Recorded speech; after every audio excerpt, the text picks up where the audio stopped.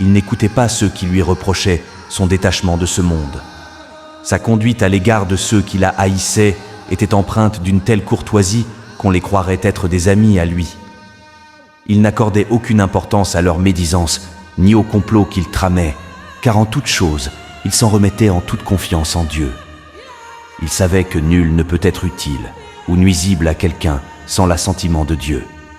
Il accomplit sa mission en transmettant le message de Dieu aux hommes et aux djinns pendant 26 ans, et un seul petit nombre de disciples, les élus de son peuple, a accepté son appel, comme ce fut le cas auprès de son premier peuple, c'est-à-dire auprès des Arabes lors de sa première mission, car il incarnait la seconde venue de Mohammed, PSL. Mais cela ne l'empêcha pas de persévérer dans son appel. Il disait « Il ne m'appartient que de prêcher. Le reste est entre les mains de Dieu.